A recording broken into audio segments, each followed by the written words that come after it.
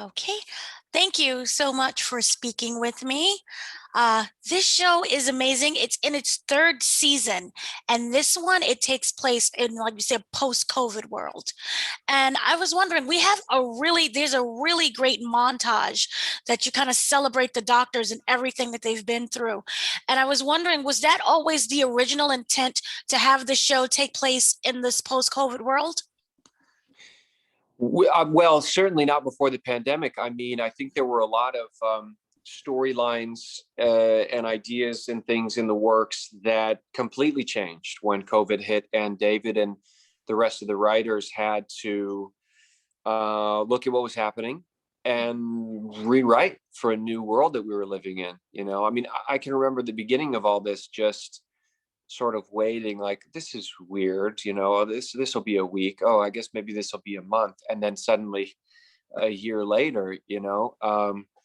So I think they totally had to pivot and incorporate, sort of drop some of the stories and ideas they had planned and incorporate what was happening, particularly as you said, to tell the story of the frontline healthcare workers who have been making such sacrifices to keep us all healthy during these crazy times. Right. And what also I love about it is that it shows the effects. We've removed from COVID, but there's still the lingering effects. And it shows, for example, the supply is low and how doctors have to kind of band together to create their own network of supply and demand. I was wondering, throughout this season, will we see other instances of Max really trying to deal with the aftermath, both psychologically and worldly, of what's going on?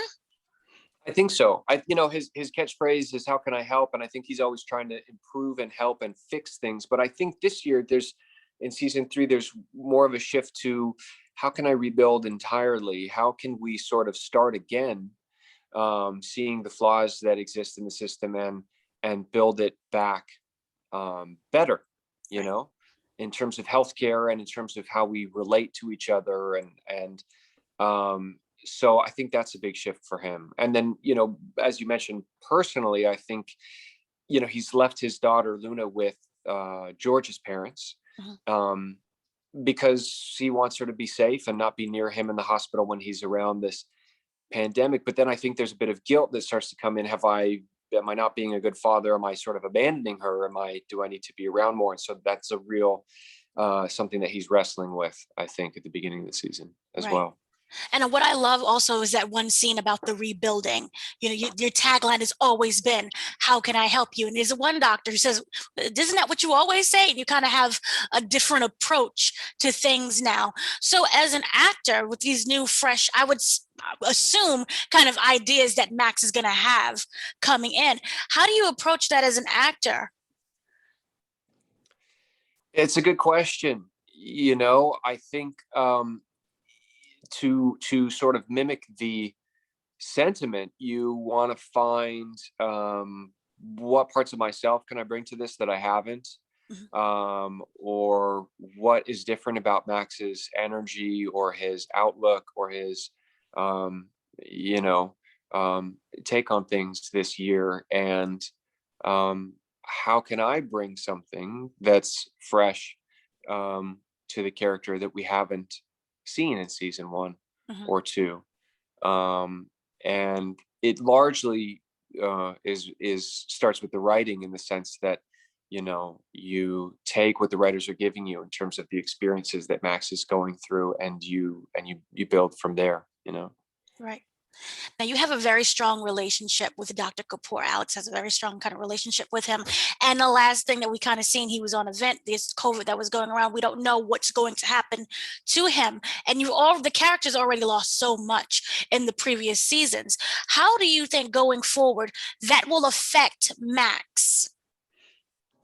um I think there's a lot of loss that we have to contend with at the beginning of this season, a lot of sort of trauma that these doctors have been through, just in the sense of being totally overwhelmed and not knowing the exact treatment, and trying one thing and then realizing that's not working, let's try this, and then realizing, oh, this is actually hurting people, let's do this. And it's such a constantly evolving process that requires so much attention, and there's an intensity to that experience of not having enough beds, and enough resources, as you mentioned. And so I think that's very draining for anyone. And certainly, that's been reflected in conversations with the doctors and nurses who advise on our show, on our set, and other people I spoke to who've been for real in that fight.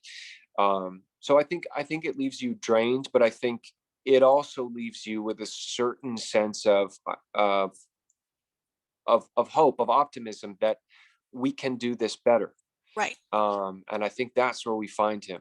He's like, we were completely unprepared for this. How do we learn from this, and how do we move forward stronger? Right. And for season 3, how would you describe Max's perfect day? His perfect day? If he could have one. I think in season 3, a perfect day for Max would look like no new pandemic cases at the hospital, and getting to spend time with his daughter, Luna, and just take her to the park and see her laugh, because I think he's been so inundated with the work and the hospital and patients and things, and has sort of, in wanting to protect her, somewhat sort of neglected her in the sense that he hasn't been around. So I think there's a real desire to make that time up with his daughter. So I think that would be the perfect day, is hanging out with her. Right. And for season 3, Max goes through a lot of still bureaucracy that he has to deal with, especially when it comes to like certain medications in a certain episode. Where do you say that Max draws his strength from for this season? That's a good question.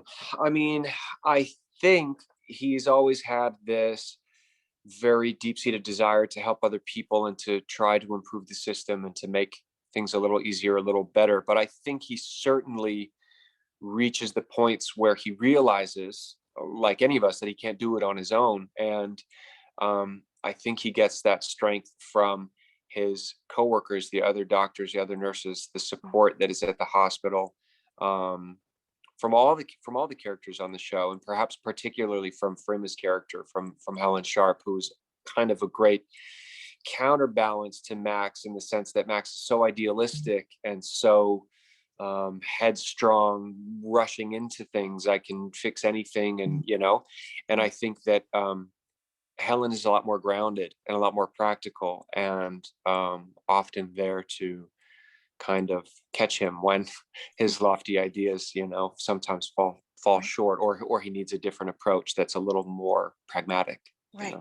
And lastly, is there a particular storyline, either from season 1 or from season 2 or season 3, that you would have loved to partake in?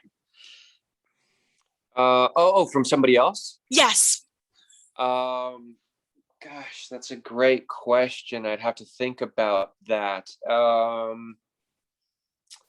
I'm not sure. I mean, all these characters have great stuff. I'm not sure. I'd have to think about it. Yeah.